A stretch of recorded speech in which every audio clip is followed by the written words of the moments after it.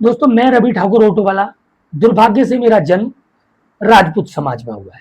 बहुत सारे हमारे मित्र हैं, बड़े भाई हैं, जो दोस्त हैं, जो मुझे सपोर्ट करते हैं, ऐसे हैं जो दलित समाज से आते हैं।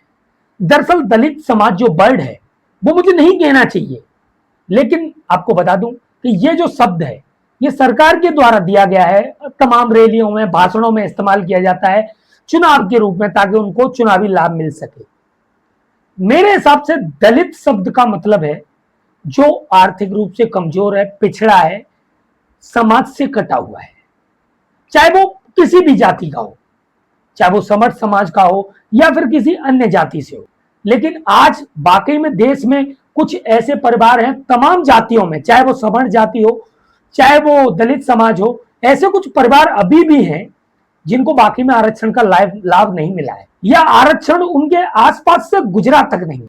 वो वाकई में आज इतने पिछड़े हुए हैं कि उन लोगों को वाकई में आरक्षण का लाभ मिलना चाहिए। तो दरअसल पूरे वीडियो को बनाने का एक मकसद है मेरा। तो वीडियो पसंद आए तो भाई लाइक, कमेंट, शेयर, सब्सक्राइब जरूर करना। मैं एक ऑटो वाला हूं, रवि ठाकुर ऑटो वाला। मैं ऑटो चला के अपने परिवार का भरण पोषण कर रहा हूं, तो मुझे इतनी दिक्कत नहीं है उससे। लेकिन मैं आने वाली पीढ़ियों के लिए, जो वाकई में ऐसे लोग हैं जो परेशान है, दुखी है, आर्थिक रूप से कमजोर है, उनको आरक्षण मिलना चाहिए, उसके हक में जरूर हूं मैं। और दिल्ली में जो जंतर मंतर पर आंदोलन चल रहा है, उस आंदोलन के दो मेन उद्देश्य हैं। पहला उद्देश्य यूजीसी रोल बैक, यानी इससे जातिवाद को बढ़ावा मिलेगा। यार ऐसे केसेस सामने आएंगे कि जिनका गलत इस्तेमाल किया जाएगा, यूजीसी जो नियम है उसका गलत इस्तेमाल किया जाएगा, और आगे चलकर ये और बढ़ावा देगा जातिवाद को। पहला मुद्दा। दूसरा मुद्दा है कि आरक्षण में रिफॉर्म, यानी बदलाव करना। आरक्षण में बदलाव कर दो। अब तक जो आरक्षण जाति के आधार पर था, SC, SC, ST, ये सब था, इसको हटाकर आरक्षण को इस तरीके से किया जाए ताकि सभी जातियों के लोगों को इसका लाभ मिल सके, चाहे वो सवर्ण समाज का हो, चाहे फिर वो OBC में आए, SC में आए, कहीं भी हो, जो वाकई में उसके लायक है उसे मिलना चाहिए। तो ये जो आंदोलन दिल्ली में चल रहा है, उसको लेकर आपकी क्या राय है, आप लोग बता सकते हैं कमेंट में। लेकिन मेरे हिसाब से मुझे जो लग रहा है, वो लोग यार अपनी जगह सही है, वो कुछ अपने लिए थोड़ी मांग रहे हैं यार। वो सब लोग देखो अपने अच्छे ओहदे पर है, पैसे वाले हैं, व्यवस्था है, चलो ठीक है, कुछ गरीब भी हैं उस आंदोलन में जो बाकी में है। लेकिन इन फ्यूचर वो लोग वाकई में ऐसे लोगों के लिए मांग कर रहे हैं जिनको लाभ नहीं मिला है। ब्राह्मण हो, राजपूत हो, या फिर OBC कैटेगरी हो, SC कैटेगरी हो, किसी भी कैटेगरी में आता हो, और वाकई में उसके आसपास से भी नहीं गुजरा है, यानी आरक्षण नाम। भाई आरक्षण उनके आसपास गया ही नहीं कभी, और आज ऐसे लोगों को आरक्षण मिल रहा है जिनके पिता IPS हैं, जिनके पिता मंत्री हैं, जो जिनके पिता कलेक्टर हैं, मतलब बहुत सारी IAS हैं। तो ये पदों पर पहुंचने के बाद उनको आरक्षण मिल रहा है, तो ये क्या सही है?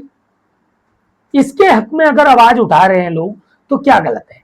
भाई इन लोगों को या तो स्वेच्छा से आरक्षण छोड़ देना चाहिए, या फिर सरकार को कुछ ऐसे नियम बनाने चाहिए कि जो वाकई में आरक्षण का लाभ लेकर बहुत आगे जा चुके हैं, उन लोगों को स्वेच्छा से छोड़ दो। या तो आप नहीं छोड़ रहे तो हमें इस तरीके का एक कानून बनाएंगे, इस तरीके का हम एक सुधार लाएंगे जिससे कि हमें समय समय पर, यानी 8-10 साल 15 साल में ऐसा कोई नियम आए कि 10 साल बाद, हर 10 साल बाद देखा जाए कि कौन सा परिवार कहां तक पहुंचा, किस परिवार में कितनी गवर्नमेंट नौकरियां लगी, और उसके बाद उस परिवार को आरक्षण से हटा दिया जाए, आरक्षण का लाभ वो इन फ्यूचर ना ले पाए, और आरक्षण उन लोगों को दिया जाए जो वाकई में आज भी अति पिछड़े हैं।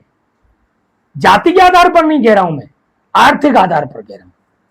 मैं ये नहीं कहता कि आरक्षण को खत्म कर दो, मत करो भाई, सभी जातियों को मिलना चाहिए इसका लाभ, बट जातियों में उसका एक ही बस तरीका है। मैं जो बता रहा हूं, मेरे हिसाब से, आपके हिसाब से कुछ अलग हो सकता है आई थिंक, बट मुझे जो लगता है वो यही है कि बाकी में जो कमजोर है, परेशान है, दुखी है, आर्थिक रूप से सक्षम नहीं है, जो पढ़ नहीं सकता, जो लिख नहीं सकता, हालांकि हम भी नहीं पढ़ पाए यार, हम आज ऑटो चला रहे हैं, ग्रेजुएट हैं, उतना कर गए, मेहनत सरकारी कॉलेज से हो गया, उसके बाद नहीं कर पाए और आज ऑटो चला रहे हैं। ऑटो चलाने के बाद थोड़ा बहुत ये यूट्यूब का काम शुरू कर दिया है, बाकी तो सब चल रहा है भाई, भगवान की दुआ से सब कुछ ठीक है, कोई दिक्कत नहीं है, कोई शिकायत नहीं है जिंदगी से।